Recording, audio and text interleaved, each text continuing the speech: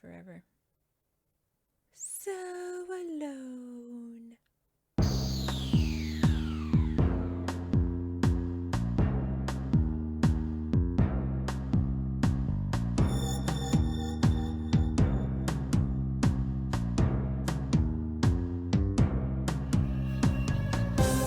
Welcome to Stargatezing, a Stargate gazing podcast with your hosts, Mary, that's me. And I'm Kathy. Hello, Kathy. Hello, Mary. How are you today? Well, it's not been the best of days because I Likewise. got a sick cat, but hopefully we've got some meds now and we'll have that taken care of. My work is stupid too, and Work is stupid. And then I get home from work and I'm like, my brain is broken and I'm so tired. And then I'm like, let's go look and see if we can buy Stargatezing.space. Yay! That's fantastic. That would be such a great website. I've got some tea now. I'm drinking hot tea because it's September. Excellent. And I can have hot tea and not die. That is an excellent choice. I have also had not the best of days, so I am going for the beers. Nice. The homebrewed beers, so I can't Ooh. tell you exactly what it is, but it's delicious. I can tell you that much. Nice. Mm-hmm. I forgot to try Jeff's homebrew. How dare you? Well, I'm a monster. we'll probably still have some left for my birthday when you eventually have to come back over here. Yes. So. And now it's had a little bit more time to it wasn't quite ready Okay. then. It was almost ready, but now it's had time to properly finish carbonating and chilling, and it's very delicious. It's quite bitter and tasty. Ooh. Full of hoppy goodness. That sounds perfect. It really is. I love it. And I would drink it way more often if I wasn't trying to not be a garbage person. That's why I'm drinking tea. I'm trying to at least use a little bit of self-restraint because, when the whole quarantine thing started, I was definitely not using self-restraint, and we went through a whole keg of beer from someplace else in a week between the two of us. So this keg should last a little longer than a week, ideally, especially since I am now working 60 hours a week, and Jeff is also working full time. Yeah. So I'm not going to tell you how fast I've gone through some hard liquor bottles during this pandemic. No judgment. It's been bad, but so I am trying to lay off unless I have a social reason to be enjoying beverages. And since I live alone, that doesn't happen a lot. Oh. Yeah, well, I was going to say I'm not being social right now, but I guess I'm kind of being social, even though you're not drinking beer and you're also not here. It's kind of social. If I had beer, I would socially drink it with you right now, but I drank all of my alcohol, all of it. Oh. I was going to say good for you, but then I guess that means that you actually drank everything that you had, so I don't know how good that really is. I was going to say good for you for not having it in the house, but if the reason is because you drank a bunch of it fast. And I'm so far I've resisted the urge to replace it, so. Oh, that's good. Good for you for that, then, been, at least. I don't know, when was the weekend over? I don't know what day it is anymore. It is Wednesday? Yeah, so it lasted through the weekend. Yeah. Nice. It feels like it should be Saturday already, but here we are on Wednesday. Still Wednesday. Dear. But at least we have a fun podcast to do to distract We ourselves do. from everything else. I hope I have fun things to say. We haven't introduced you yet. Sorry. Yeah, that's fine. Yeah. I don't know how much fun stuff I'll have to say either, but here we are. I don't even remember what happened in this episode. Oh, wait, I watched it today. Yes, I do. Oh, Never mind. nice. I was like, when did I watch it? Oh, right, I today. watched it today too, but that was because I forgot what happened because I watched it on Sunday night, and that was 1,000 years ago now. And Yes, even a few days feels like 1,000 years now in the COVID times. So I was like, well, I've got an hour before this starts. Let's watch it. Yeah, excellent. Let us go ahead and start talking about this episode, which was Season 1, Episode 6, The First Commandment. Yes. So this one opens up on some men being chased through the woods by people shooting arrows at them in face paint and huge helmets. And don't forget the dart guns. And the dart guns. Mm-hmm. One guy got hit with the dart gun, so he went down. These two guys, by the way, look like they're Stargate Command soldiers, whatever. Yeah. So one of the guys gets hit by an arrow, and he's stumbling towards the gate as the other man reaches the Stargate and is trying to dial out of there. He even puts in his code to get back through to Earth, but then notices his pal isn't with him anymore, so he goes back for him. And the man on the ground, whose name is Frakes. It is Frakes. I couldn't tell if it was Franks or Frakes, like Jonathan Frakes, and I was hoping it was Frakes because I was like, number one. Make it so, number one. I also could not tell, and was also hoping for Frakes. And then at the I think in the end credits, it actually had his name as Frakes. Oh, okay. So, yeah. I have it alternating in my notes too. I switch back and forth between Franks and Frakes just to make sure I had my bases covered. It's important. It is. Very. But he's Frakes is on the ground, and he looks up at the other guy and is like, go, basically like, get out of here. And the man, hesitates for a moment, but ends up leaving him as the people in their masks and with their arrows converge on the fallen guy, Frakes. They surround him, and then a man in a hood. That was a hard word to remember. I was going to say, that's a hard word, huh? Robe with a hood. That's what I was trying to, like... and a man in a robe who appears to be in charge tells him he's disappointed in him, and then straight up kills him.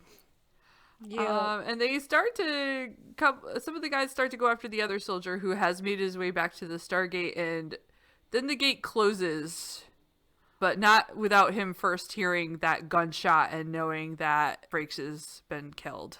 Then, not only do they kill him, they burn him. Yeah. That was horrifying. Yeah. Yes, agree. I thought, despite my complaints a couple episodes ago about how I didn't like the costuming in that episode with like the Mickey Mouse hat and the Sydney Opera House hat, I thought that the masks that these guys had were pretty creepy. So I thought that the costuming team actually kind of did a good job with the warrior masks in this particular scene anyway. Agreed. Yeah. Whole thing was pretty creepy. I don't know. It was. Yeah, quite. It was an interesting opening. Yes. And then credits. Yeah, we get our credits. We don't really need to say that every time, but anyway. I suppose we don't, but we will. We can. It doesn't matter.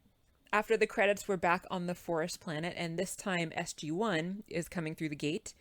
They're talking about the high UV radiation that's present on the planet and whether or not the plants are based on carbon. Spoiler alert, everything that we know of that lives is based on carbon, but whatever. Daniel says that the Stargate seems to be in the middle of nowhere, and Carter notices that there are no bird sounds despite it being a forest with really big tall trees. A little while later, in the forest still, Daniel is wandering along and is taken captive by a guy in military dress. O'Neill pulls a gun on that guy in military dress, and we learn that this is actually Lieutenant Connor, who was the guy we saw in the opening that I had thought had actually gone through the gate when he opened the gate, but apparently he didn't. He stayed behind, presumably to look for Frakes. And Connor does recognize O'Neill, and so takes his weapon down away from Daniel. And O'Neill says that Command received their signal that they were going to be coming through the gate and opening the iris hours ago, but that no one came through, so they came here to find out what happened. Connor mentions the name Hansen. So he just said Hansen, and then says Frakes, and then all of a sudden he looks really startled, like he's remembering what happened previously, gets up and runs away. We find him kneeling on the ground, looking at something that turns out to be dog tags, which I believe are Frakes' dog tags and remains, actually, that he's kneeling at. And it turns out that Hansen was actually the commanding officer of this SG team, and it seems that he has lost his mind since coming to the planet. No TV and no beer make Homer something something. Go crazy? Don't mind if I do! The locals now believe that Hansen is their god, and apparently Hansen also believes this as well. O'Neill asks Carter to take Connor back to Earth, but she says she is not going to go. So she's actually defying a direct order from her superior officer here because she can, quote unquote, get to Hansen. And it turns out that she was actually engaged to him at some point. Connor says that he is also not going to go through the gate because he wants to go get retaliation for the fact that they killed Frakes, who was his friend. So there's conversation about, I hope you brought a lot of sunscreen because clouds and shades won't block UV, according to Sam, which is also true on this planet as well as any other planet, regardless of what that UV level might be. No way. I mean, shade blocks it some, but not completely. And also, likewise with clouds, clouds don't really block UV a whole lot. But anyway, apparently the locals have taken to living underground in order to escape the really harsh UV radiation during the day, and they only come out at night. Yeah, so we briefly flash to apparently another SG soldier who's wearing a head covering standing outside a cave. He goes back in to report to the dad from Boy Meets World that they sent SG-1. That's what he was in. I was trying to remember. I was like, this guy looks so familiar. Because he had the beard. I was like, I know him, but I can't remember what he was from. That's it. I used to love that show. Me too. Thank you. And I meant to look it up too, and I totally forgot. So I'm glad that you. I'm glad you had that answer for me. I'm familiar with the dad from Boy Meets World. The dad from Boy Meets World rips off his dog tags and stares dramatically into the camera at that information. And then we cut back to the SG team. The dad from Boy Meets World, we should probably add, is actually Hansen, who they've been talking about. I would have gotten there eventually. He's not actually the dad from Boy Meets World, character-wise. Alan in Matthews, this episode. That would be weird. That would be very weird. As weird as French Stewart playing Ferretti as Harry. So yes. See, I got that. Hip-hop street don't care about nothing. Yes. True. We flash forward a few hours, and we're at the military camp that evening. Daniel mentions that the food tastes like chicken, which I can't help but thinking is a throwback reference to the movie, but he does not do any clucking or bucking this time, thankfully. Teal'c has set up a perimeter alarm, so if the locals do come up on them in the night, the alarms will go off and lights will be flashing to let them know before the natives, before the locals attack. Connor says that only the plants seem to be able to live very well on this planet, except also all the people that are living on it too. So he's kind of forgetting that there's also humans existing here in addition to plants. Humans are better than animals, and therefore they don't count. They're smarter. If the animals were smart, they wouldn't have gotten themselves dead. Good point. Very good point. Thank you for that. Daniel wants to know how something like this could have happened because all of the SG teams are supposedly so well trained and they're supposed to be like the best of the best. And Connor says that the locals thought that they were gods when they came through, which Daniel says, yeah, that's pretty common. That happens on most planets that we go through because of the fact that like the ancients used to use those gates and the Goa'uld are using those gates. So they think anyone that comes through the gates are gods at this point. And Hansen decided that it was probably good enough to go with it. So instead of correcting everybody like SG-1 typically does, Hansen's like, yeah, we're totally gods. That's fine. And Frakes, who was apparently the anthropologist, also agreed that it was fine to let them go on believing that. Connor continues to tell the story about how his 4th or 5th week there, a child wandered out of the cave and Hansen went after him and was gone for 2 days. He did bring the child back, but once he brought the child back after those 2 days out in the woods, he was never the same.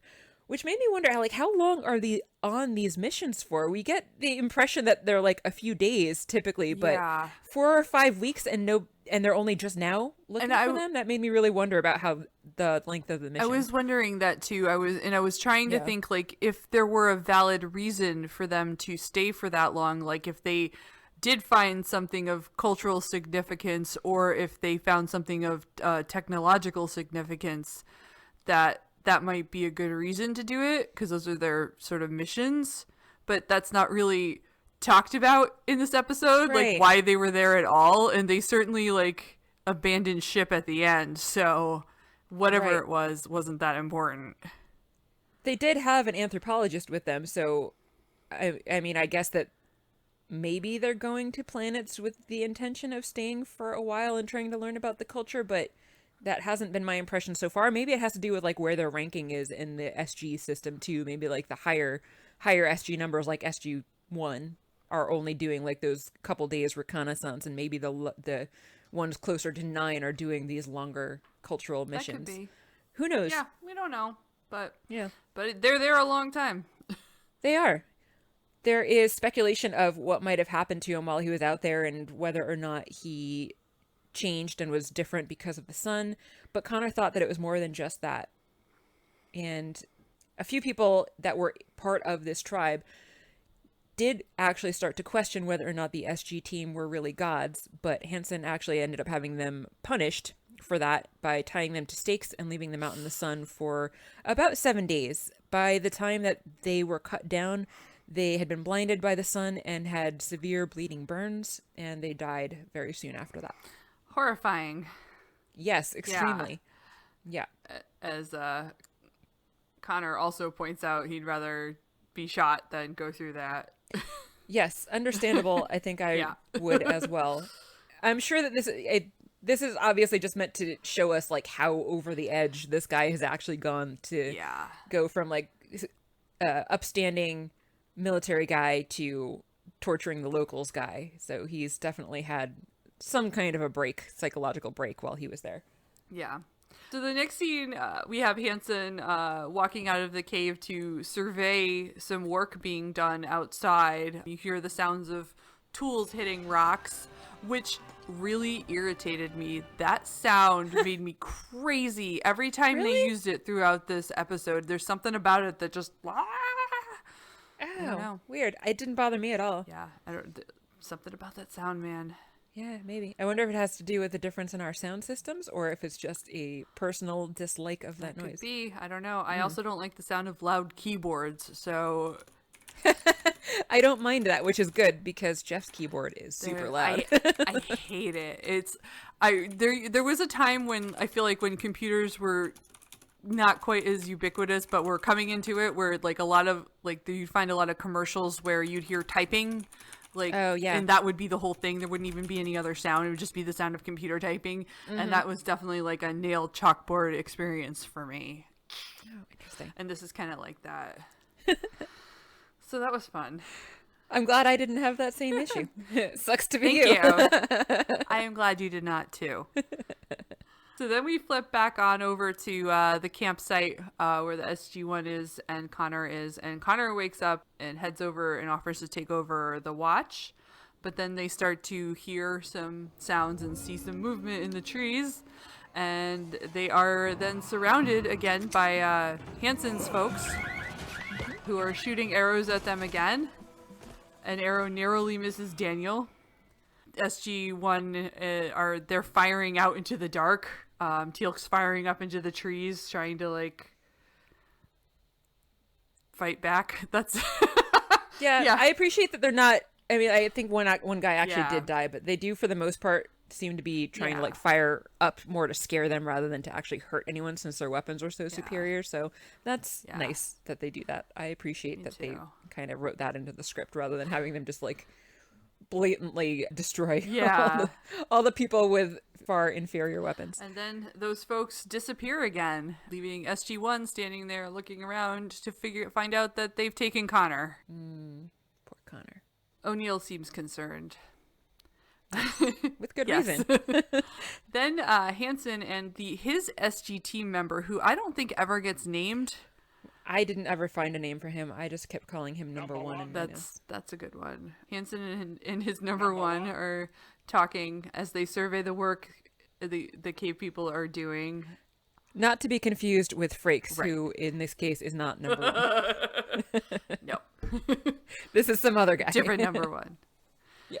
Hansen comments that the temple is taking too long to build, and there's a back and forth where number one is like they're working as hard as they can, but Hansen has an idea. They can work longer if they split into teams and they work day and night. Oh boy, what a brilliant idea. It is pointed out this will kill them, but he's like, sacrifice, man. Not very empathetic, that No, one. this is the only way to salvation or something, he says. And then I wrote a-hole. He is really an a-hole, yeah. Really. Back out in the woods, Daniel and Carter are having a little chat as they're walking. She mentions that they sent a message back to SG-1, just kind of updating them on what was happening, even though they didn't end up actually sending anyone back through the gate as they had initially argued about.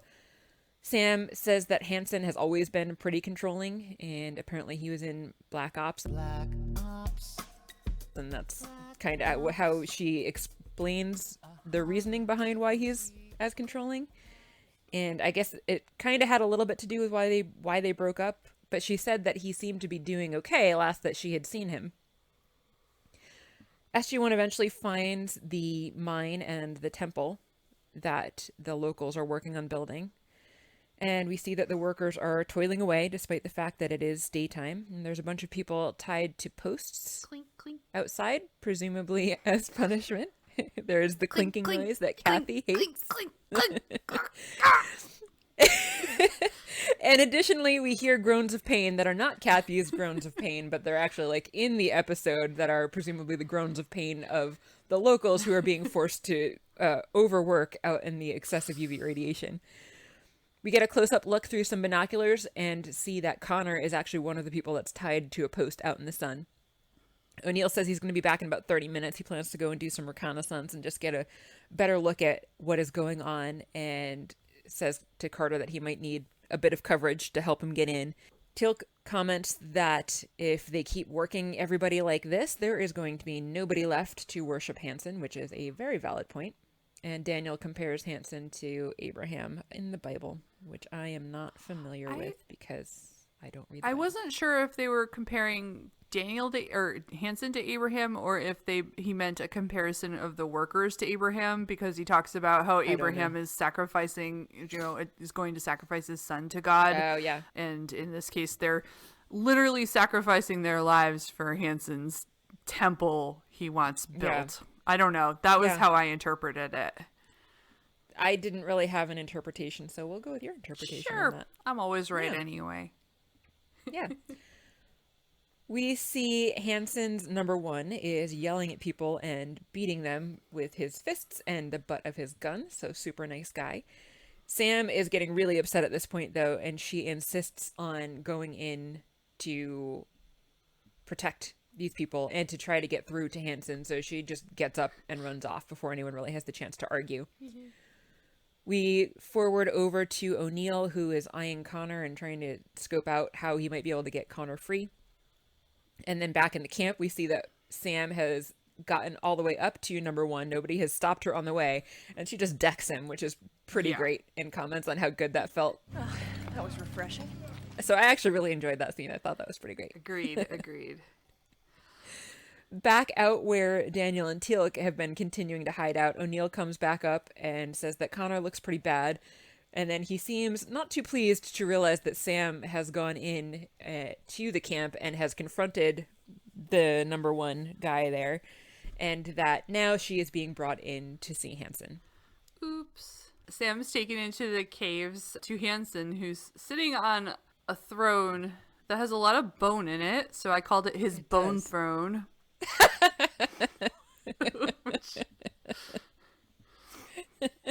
And he's got 3 women sitting at his feet, because of course he does. That is a bone throne.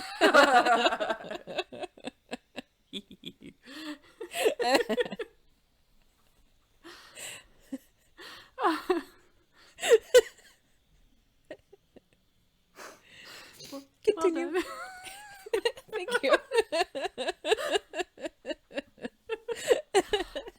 So they greet each other. So there's a greeting, where they catch up, and she's like, How's it going? A long time no see. You seem to be doing well for yourself, being a god and all. You never thought I'd amount to anything. What's happened to you? He talks about how people of this planet have been living in these caves that were once mined, and that they've been multiplying like rabbits. But they don't have the technology to build more caves, and they lack the courage, he said, to leave the caves, which seems like a little bit of a weird thing to say to people who clearly know they're going to die if they spend too much time outside. Right. It's not so much a matter of courage as common sense. Yeah. So he said this is like a third world country in a bottle. Okay, buddy. Yeah. Yeah, he's pretty gross. So he has set himself up as their savior, and believes he is their savior. Mm-hmm. He does do a moment of, these are people like us, these are our people, they're from Earth, we have to help them. But his method of helping them is very questionable, I think. Yes, because he makes it very clear that he is willing to sacrifice many of their lives for the greater good of the society. But they don't necessarily want or need that. Yeah. She also asks how he can pose as a god, or she mentions the word posing as a god, and he gets mad about that. He's like, I hate that word, posing. I'm not posing. It's a matter of definition. You keep using that word. I don't think it means what you think it means.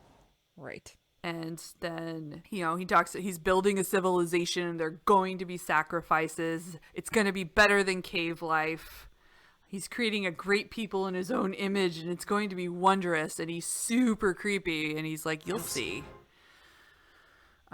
Yeah. So Agree. He's got grand plans, and they're all about aggrandizing him. Yes. Absolutely.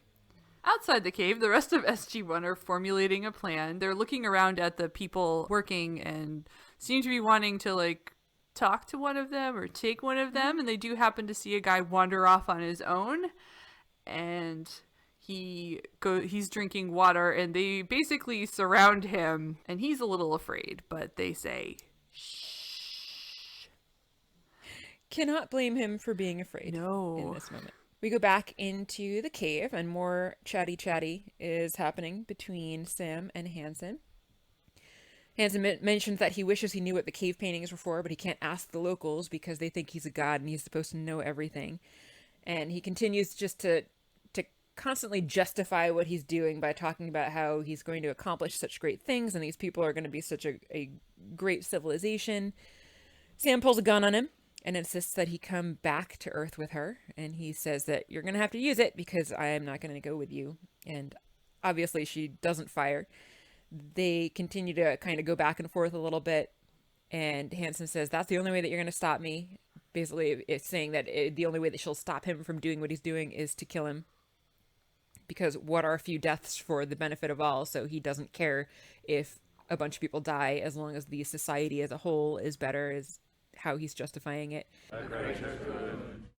And he keeps taunting her, and she's obviously not going to fire, and he's getting closer and closer to her, knowing that she's not going to be able to fire. So he then very easily is able to take the gun out of her hands. And then he says that Sam essentially had all of the power. He knew that she wasn't going to fire, though, and she couldn't fire, and that really is what exemplifies his strength as a god, the fact that she had all the power, and he was able to take it away from her. He's the worst. He really is the worst, yeah. just the worst. Yep. Not wrong. No. So back outside, SG-1 has terrified this poor person named Jamala, who doesn't want them to kill him, and that Jonas said they were evil gods and devils here to destroy them. Jonas being Hansen, we should Hansen's mention. first name is Jonas, sorry. Yeah. Yes. They use the name interchangeably, but they are the same person, and yes. I'm using it interchangeably because that's what I wrote in my notes at that particular moment. Yeah. So they do their we're not gods. This is, I'm Daniel and O'Neill, and this is Teal'c, and we're cool, and he's lying to you. He recognizes Teal'c as a Jaffa, but only from stories. He's never actually met one, so they don't have to worry about the Gould showing up either. To try to assuage his fears, they try to get Teal'c to smile, which was silly. I liked that scene, too. It was not a very convincing smile. No. Yeah. So, they continue to try to talk him down, that they're from far away, they're from the same place that Jonas or Hansen is from, that he's just a man just like them, not a god, but that he's bad. The man doesn't really believe them, and he says that Jonas has promised to save them all by fixing their UV problem. Not in those words, but Yeah. once the temple is finished, he says they're going to make the sky orange. And for some reason, orange is really a good thing for their sky, and that it will take away the sickness that's been afflicting them. Teal'c knows what's up. Teal'c always He knows does. what's up. It's great. Back just outside of the cave, we have Hansen, aka Jonas, talking to Carter about how magnificent the society is going to be. So again, he's basically just saying the same stuff over and over again. And Carter again asks who's going to be left to worship him if he's working everyone literally to death. And he says that, well, they have to believe in me if they're going to survive and if the society is going to become glorious. And he says that eventually Sam will also come around to believing in him. It's essentially just a matter of time. Back at the camp, the SG-1 camp, Teal'c has a little drawing pad out, and he drew a picture of a device that he is aware of that turns the sky orange, as Jamala has been talking about, and that this device would be able to protect the planet, at least part of the planet where they're all living, from UV radiation. Jamala recognizes the drawing and says that he's actually seen it before. We go on to, I guess, a different part of the cave that they were in before, and Hansen is actually showing that device in question to Sam, mentioning that the Goa'uld left it behind and they used to use it to make the sky orange, which somehow was creating a protective shield from the sun and prevented the sun sickness that is what's been killing all of these people and making everybody so sick. But Hansen doesn't actually know how to use it. He figures that Sam, being as smart as she is, should be able to figure out how to make it work. Oh, yeah. But then he also mentions that since Sam is here, she might as well also stick around to make the device work and then become his goddess after that. Gross again. He's gross. He is gross. He threatens to let everyone die in the sun if she refuses to cooperate, so she doesn't really have much of a choice but to cooperate because she doesn't want to let everyone die if he continues to work them to death out in the extreme UV radiation. Hansen apparently has been carrying a Bible with him on all his various missions up to this point, and he takes it out of his pocket at this point and says that all along he's been looking for God, and here I am. Ah. Oh my god. It just, yeah, I was just like, ugh, what an idiot Yeah. when you said that. I was like, come on. It's a little over the top. It was a little bit, yeah. The other thing that not only was he gonna kill all of the people, but he said he was gonna kill Sam and himself too. Oh, right, yeah. So crazy. Yeah, yeah. So crazy. Yeah. I only mention that because there's something later that sort of. No, that's a valid point that I did forget to mention, so that is worth bringing up. Thank you. So crazy. Yes. So then we're back with SG-1. Teal'c and Jamala are having a chat. Jamala's asking Teal'c about the Goa'uld. He's like, you betrayed your gods. And, Teal'c's like, as he always says, they're not gods. He says having power doesn't make one a god. O'Neill and Jamala have swapped clothing. And O'Neill is planning to go get Connor before he dies. Teal'c reveals that they need 2 devices in order for the orange sky to happen. And they only know where one is. But Teal'c's drawing again. He's drawn a little map of this valley that they're in and plots out locations of the Stargates and the caves. And he manages to figure out where this other device will probably be. O'Neill goes after Connor alone because he does not believe Connor has much time. And Teal'c and Daniel and Jamala are tasked with finding the other device. One thing I wanted to add in here is that as they're looking at the drawing Teal'c made, Jamala is like, what a good drawing. And Teal'c just looks so pleased and says, thank you. And I just thought it was the cutest thing. Like, it didn't really add, well, I guess it added to the scene because I thought it was adorable. Yeah. But like, it just seemed like such a random extra thing to add in there, but It was good. I really laughed. I laughed at that. I thought it was really cute. It was good. I did enjoy that. I did not write about it, but I enjoyed it. Out in the forest, Daniel, Teal'c, and Jamala are off in search of the second device. They come across some ruins that are made of stone and too solid to dig through, but there seems to be like a circle or some sort of a stone covering in the floor of the ruins that they think is where the device might be. So they back up a little bit. Teal'c blasts through it with his staff weapon, and it explodes open. And in fact, the device is in there, and they are hoping that it still works. I'm glad that device specifically only shot that cap and not actually hurt the device below. Yes. That would have been bad really... if the weapon had either shot the device or the stone pieces had fallen on it and broken it. But woohoo, go Teal'c. But conveniently, that didn't happen. Because Teal'c is a great shot, which brings us to our other great shot, O'Neill, who goes back into the work site with its horrifying tink-tink sounds. And he perfectly shoots a guard with I don't know what you call, he blows the dart through a stick. Just a blowgun. A blowgun, thank you. Yeah. He does that perfectly, shoots the guy from far away, right in the chest.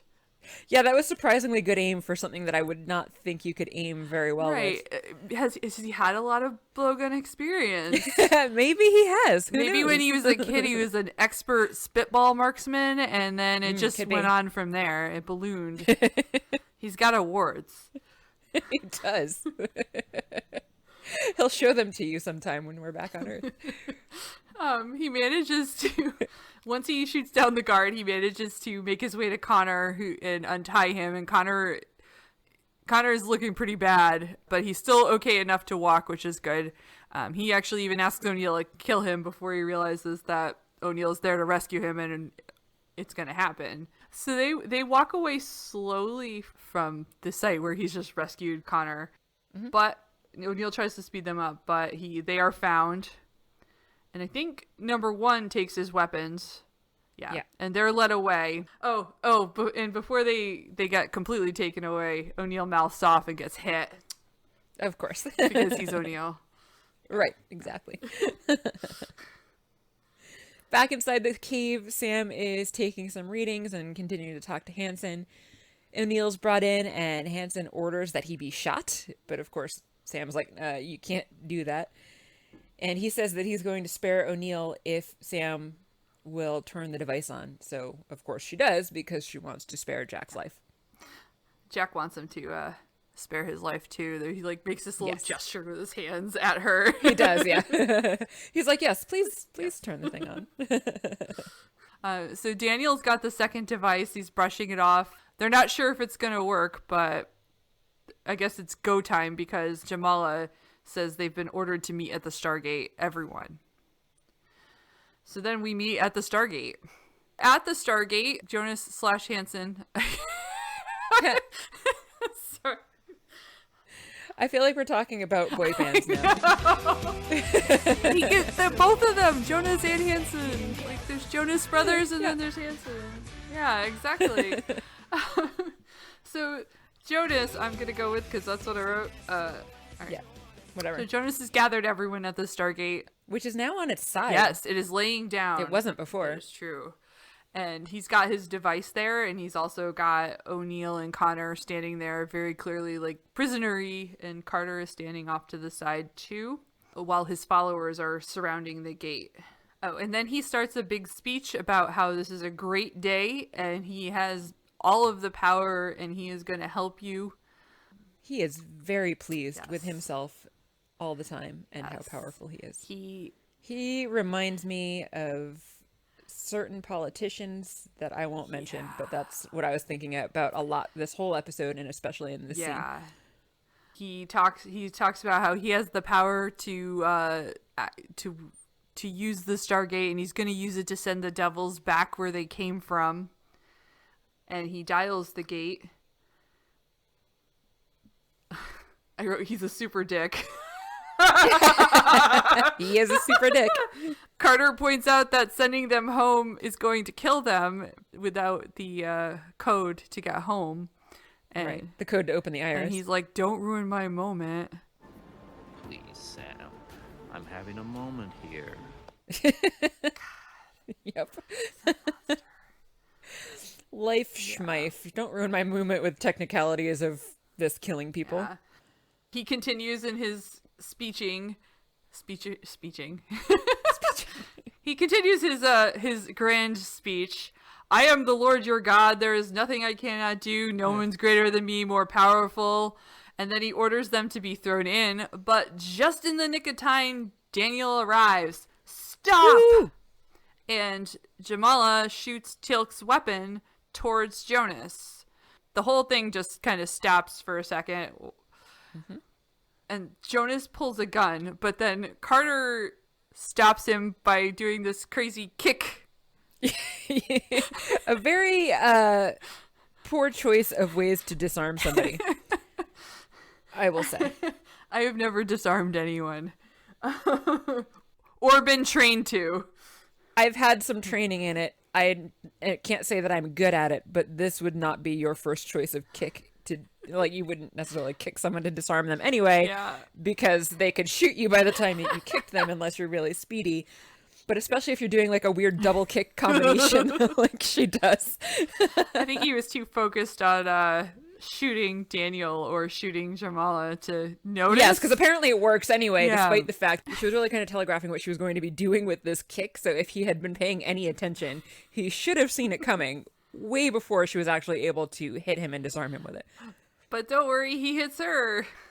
He does. Yeah, really hard too. Fortunately, he is thwarted by Jamala, who stops him with another wide shot. And then Daniel explains that Jonas is not a god. This gun he has is not magic. It's a machine, and so is the machine that they're going to use to make the sky orange. While this is happening, Jonas is being like, don't listen to them, blah, blah, blah, I'm a god. And O'Neill's like slowly untying his hands. Mm-hmm. Jonas then says he's fulfilling his promise and activates the orange beam that comes out of, or activates the device, and an orange beam shoots out of it. Daniel demonstrates then that it is in fact a machine that anyone can operate by sending a signal to Teal'c using his staff gun. They shoot it off into the air, and Teal'c sees it and activates the second device, and then an orange dome covers the area. Yeah. So that was pretty cool, Daniel. Pretty cool, Teal'c. Yeah. Good plan. Yeah. It worked. It did. Well. Jonas then decides murder-suicide is his only option, grabs Carter and tries to make a break for the gate, but... Great. He maybe forgot that O'Neill was still standing right there, because O'Neill knocks him down, knocks him off of the platform, and he ends up being swept off by his former worshippers. So they are a very fickle group. But you can't really blame them. True. And they throw him into the wormhole to certain death, although perhaps they don't know that is what's going to happen. But he has been telling them that the SG-1 team are demons, and that sending them through the portal will be sending them back to hell. So I think that they probably just assume that that's where Hansen now has gone. Yeah. Okay, yeah. And then Carter stands there. She looks a little bit sad, and the people of the planet cheer. Woo! There was much rejoicing. Yay. Yay. A little bit later on, SG-1 is getting ready to go home. O'Neill asks if they should tell the locals to bury the gate after they leave, but Teal'c doesn't really think that that's necessary. He doesn't think that the Goa'uld are going to try to come back to this planet. Daniel says that they should probably check on these people at some point in the future, but Sam has a good point in saying, I think we've done enough to these people, so maybe we just leave them alone. Yeah. O'Neill asks Sam what's wrong, because she's seeming pretty down, and she says she feels bad for not ending it sooner when she had the chance, because Hansen had literally been saying, shoot me, that's the only way you're going to end this is to shoot me, and was taunting her. But that made me realize, would that really have changed a whole lot, though? Because he only ended up dying, a few hours or maybe a day later. It's not like this was weeks that had gone by. It was a few hours or maybe a day at the most. And I don't think any additional locals on the planet died or that anybody really sustained any additional injuries as the result of those extra few hours. So I was unclear as to why she really felt as bad as she did, that she didn't just murder Hansen, who was clearly suffering from some psychological issues. Good point. Good question. Thank you. Yeah. O'Neill does rightfully point out that every time you kill someone, you get a little step closer to being somebody like Hansen, because he was willing to kill people for very little reason. Yeah. O'Neill checks with Shyamala and asks if he's going to be okay, and Shyamala says that, yeah, they seem like they're going to be pretty good, and then mentions the world outside the caves is very big. Which also got me to wondering, how far can they really go? Because the dome that we just saw coming down was not that big. Like, it covered a decent area, but definitely didn't cover the entire planet. It kind of just covered the area around where they're living. Good point. They made it sound like they were free to wander the planet now, but that definitely doesn't seem to be the case based on the image that they showed of that dome. No. Last but not least, Daniel dials home. And SG goes through, and we hear them whooshing on back to Earth. End of episode. Yeah. Yeah. So what did you think of this one? How did you like this one? So I'm a little bit torn on it. I kind of, I enjoyed watching it, but there were parts of it that I had some issue with. Mostly that I had a hard time buying how maniacally evil that Jonas Hansen was, and I'm not sure how much of that is covered by the fact that most of my life he's been Alan Matthews' nice dad from Boy Meets World. That's fair. But I did when he was in this actor was also in American History X, and he played a super racist fireman dad who, I mean, he dies, but he doesn't have a big part in that movie. But I bought that, so maybe it's just I don't know. I think maybe part of it too is that I'm not sure I buy this backstory engagement with Carter. Like, I just couldn't see Carter falling for somebody like this. But I suppose if you're so much, such a terrible person that you probably have no qualms about hiding who you are to kind of draw people into you. Right. I kind of got the impression that he wasn't necessarily quite as terrible a person. Like, from everything that Sam said, it didn't sound like he was a very good person, and that's kind of what ended things. But it sounds like he wasn't really quite this terrible until he spent, like, those couple days out in the sun looking for the boy who had wandered off. But she also was like, I'm not really surprised. yeah, there is that. She did actually say that she wasn't surprised that any of this happened. So I mean, that also brings up some questions. Yeah, I mean, most people aren't like, oh man, I could really see this guy setting himself up as a god, somewhere. Right. Maybe just hints of the character in there, but I don't know. I think I liked the episode, but I just felt a little weird about some of it. Yeah, I can relate to that. I definitely liked it a lot more than the last couple episodes. There were definitely parts that were problematic. As I said, there were parts that kind of reminded me a bit of modern day politics, even though this doesn't really have a whole lot to do with what is happening now on a political scale. It still kind of reminded me of various things and people that made it a little hard to watch, a little cringy to watch for me at some points.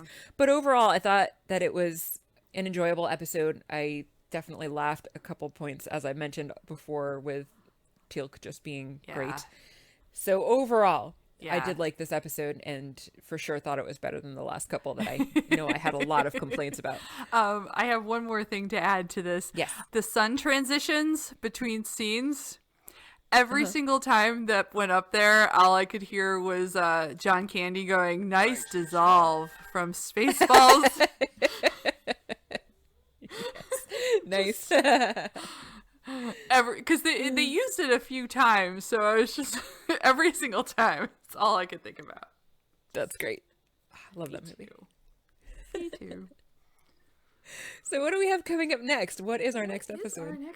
What is our next episode? What is our next episode? Let me pull it up. Coming up, the next episode. Ooh, I can't read. There's a glare. Hold on. The next episode is called Brief Candle. Is it called Brief Candle? I thought it was something about crystals. This booklet says Brief Candle. Oh, you're looking at the DVD booklet? Because First Commandment was this one. I'm probably just misremembering. There was a picture of a blue crystal when I was looking at this screenshot from it. So. Oh, the crystal one's the next one. After that. Oh, weird. Okay, yeah. So the order I have is Brief Candle, Cold Lazarus, and then Thor's Hammer. Okay, but that's specifically in the booklet for the DVD. Yes, for the complete series collector's edition DVD. What does IMDb say? I don't know. I'm just gonna check real quick. Do it. I am doing I it. just had to repeat it in Emperor. Children of the gods, enemy within emancipation, the broken divide, the First Commandment, Cold Lazarus. They have listed as being next, and that is the one that I also remember as being next. And then they have the Nox, and then Brief Candle is listed as being the 8th one. Holy shit, that is not the order that... Wow, I have it as Brief Candle, Cold Lazarus, Thor's Hammer, Torments of Tantalus, Bloodlines, Fire and Water, then the Nox. That's weird. Why are these so different? Does that mean we have to make decisions about what we're watching in what order? Well, I'm glad the first few were the same without any sort of craziness. I'm curious how... Sorry, I'm also curious how Hulu has it. Just because I want to, like... I don't know. Do you want to check? I'm going to check. And we'll take a consensus? Yeah. Downloaded with Emancipation, Broken Divide, First Commandment. Yeah, this one goes by Cold Lazarus, Nox. Yeah, so consensus needs to be not the way this is doing it. Okay. So that's episode airing order? Is that what we're going with? Yeah, I guess so. So, Kathy, what happens in Cold Lazarus? Or do you not know? And I need to talk about that. I can tell you. Okay. A strange crystal strikes down O'Neill, replacing him with a double that returns with the team to Earth to find the cause of O'Neill's private grief, his son's death. But the double is dangerously unstable. Can O'Neill return home to save everyone and prevent chaos? Sounds heavy. I think I remember it being more amusing than that description makes it sound, but I also might be wrong because it's been a while since I've watched. I can't remember. Yeah. I don't know. I guess we'll find out. I just remember like yellow sand or something. That is, I don't remember yellow sand, but I'll take your word for it. It might not even be yellow. Who knows? Maybe not. Do we have anything else to say? No. I got nothing. All right. Well, please make sure that you subscribe to us on Apple, Google, Spotify, Stitcher, pretty much any podcatcher. And reviews, especially on Apple Podcasts, are greatly appreciated because they help others to find our podcasts. If you are looking to get in touch with us, you can reach us by email at stargatezing, StargateEzing @gmail.com. You can follow us on Twitter. We're at Stargatezing. You can also like and share our Facebook page. And this is a labor of love, so if you're liking what you're hearing and you're feeling generous, please head on over to our Patreon page, patreon.com/stargatezing. Donations help us to cover production costs, as well as building a new website that we are hoping to build in the very near future. And eventually, when we have enough donors, we're going to start releasing some bonus episodes for them as well. I am Mary, and I am Kathy. This has been Stargatezing. The end. End.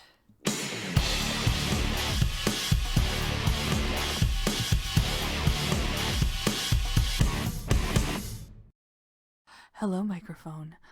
If you had COVID, I would get it. Thankfully, it is an inanimate object that cannot exhale or cough on you. That is true. And where would it have picked it up, really? But also don't lick it just to be on the safe side. And yes, where would it have gotten? I don't know what happens when I'm not home, so anybody could be in I here. cough on it because I have your house key. So I drive all the way there, go into your house. I wear a mask in the hallway to be respectful of your neighbors, but then I take it off, cough all over your stuff, and then leave. You're a monster. Yeah, I am. I gotta pass the time somehow because, you know, you saw my schedule that I just sent. I'm not busy enough, so.